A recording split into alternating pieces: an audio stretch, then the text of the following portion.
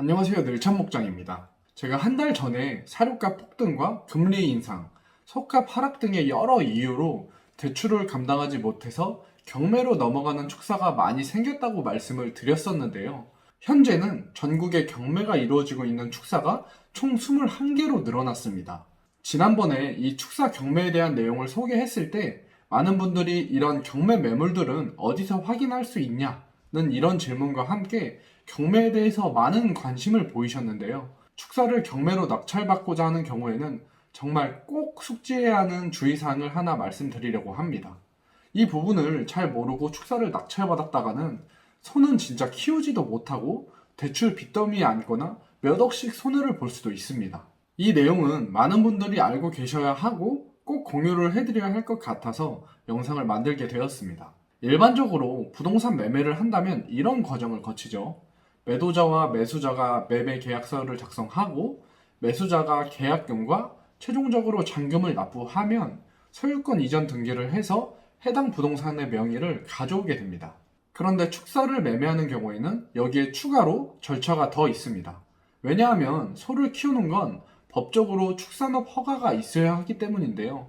그래서 해당 부동산의 명의를 가져오는 것과 별개로 그 축사로 허가가 나 있는 축산업 허가에 대해서 이 권한을 내가 지위승계를 받아야 합니다. 그리고 축산업 허가랑 같이 그 축사에 있는 가축분뇨 배출 시설에 대한 지위승계도 받아야 하고요. 축사를 경매받는 경우에는 바로 여기서 문제가 발생합니다. 일반적인 축사 매매의 경우에는 매도자와 매수자가 상호 가격 협의를 모두 마치고 정상적인 과정을 통해서 명의 이전을 하니까 매도자가 이런 축산업 허가와 가축분뇨 배출 시설 지위 승계를 매수자에게 넘겨주는 절차를 당연히 협조를 해줍니다. 하지만 경매를 받는 경우에는 그러기가 쉽지 않겠죠. 기존 축사의 주인이 본인의 의지로 축사를 내놓은 것도 아니고 전혀 모르는 남이 내 축사를 낙찰받아서 들어오는 거니까요. 그런데 만약에 여기서 기존 주인이 이런 지위 승계에 협조를 안 해준다면 거기서 소를 키울 수 있는 방법은 거의 없습니다. 지금 축사가 이미 지어져 있고 소를 키우고 있는 축사도 보통 그 땅의 토지 이용 계획을 조회해 보면 대부분 가축사육 제한구역에 속합니다. 일반적으로 생각하면 아니 이미 지금 소를 키우고 있는 곳인데 왜 가축사육 제한구역이지? 라고 생각하실 수 있지만 이 가축사육 제한구역의 설정은 과거에 이미 해당 축사의 축산업 허가가 난 뒤에 제한이 된 형태입니다. 그래서 만약에 내가 축사를 경매를 받았는데 해당 축사의 축산업 허가가 폐업 처리가 되어 있거나 이전 소유주가 나에게 해당 허가를 지위 승계를 해주지 않는다면 나는 이 가축사육 제한구역에서 신규 축산업 허가를 등록할 수가 없기 때문에 소를 키울 수가 없습니다. 그럼 경매받은 축사는 그냥 쓸모없는 물건이 되어버리는 거죠. 경매를 받는 입장에서는 이게 상당히 리스크가 큰 부분인데요. 저도 이게 법적으로 맞는 부분인가 궁금해서 시청 축산과에 조금 더 알아봤었습니다.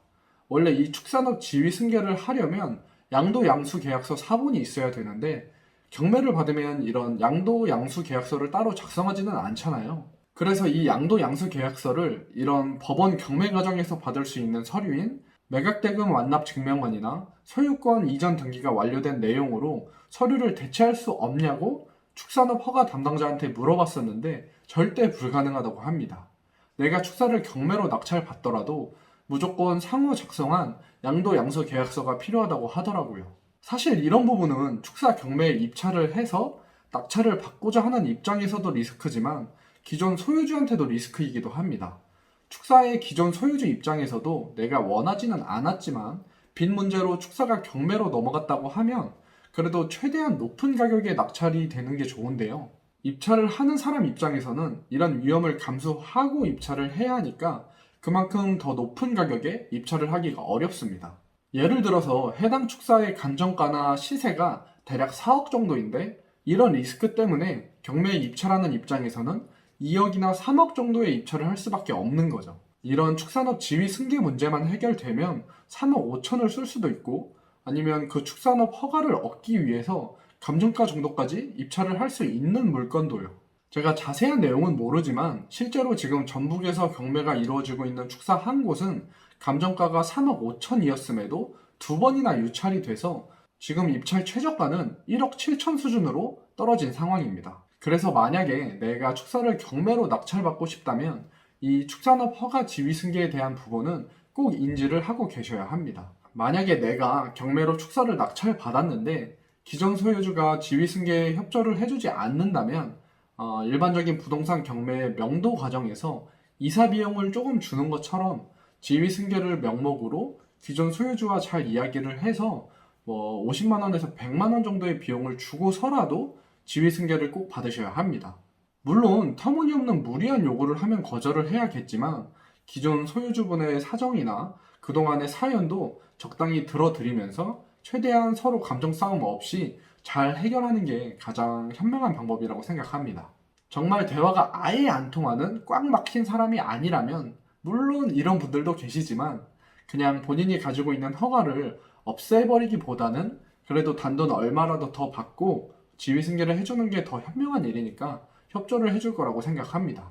그리고 조심스럽긴 하지만 혹시나 축사가 경매로 넘어간 분들이 이 영상을 보신다면 그래도 그 경매의 낙찰자 분이 다른 입찰자분들보다 더 높은 가격에 최고가로 입찰을 해준 거기도 하고 낙찰자 분이 악의를 가지고 낙찰을 받은 것도 아니니까 최대한 서로 잘 협의를 하시면 좋겠습니다. 분명 소를 키우기 위해 낙찰을 받은 분이라면 축산업에서 본인만의 목표와 꿈을 이루기 위해서 심사숙고를 하고 입찰을 했을 테니까요. 지금 한우 가격은 계속 떨어지고 있죠. 그런데 또 원달러 환율은 1440원대까지 치솟아서 사료값이 더 인상될 요인으로 작용을 하고 있습니다. 기준금리도 계속 오르고 있는 추세라 더 최악의 경우가 온다면 대출이자나 사료값을 감당하지 못해서 축사 매물이란 경매 물건들이 더 나올 수 있을 거라고 생각합니다. 그래서 그 전에 이 내용을 꼭 숙지하셨으면 하는 바람으로 이 영상을 만들었고요. 도움이 되셨으면 좋겠습니다. 마지막으로 이런 축사 경매 물건들에 대한 정보는 어디서 보냐는 질문들도 있었는데요. 대한민국 법원 경매 정보 사이트에서 보실 수도 있고요. 이 사이트는 나라에서 운영하는 거라 무료인데 조금 이용하기 복잡합니다. 그래서 이 정보를 바탕으로 더 정리가 잘 되어 있는 다른 개인 경매 사이트들도 많이 있어요. 마이옥션이라는 사이트는 무료인데 들어가서 첫 화면의 왼쪽에 있는 기타 부동산 여기서 축사를 누르면 전국에서 나온 축사 경매 물건을 보실 수 있습니다. 오늘도 긴 영상 봐주셔서 감사합니다. 행복한 하루 보내세요.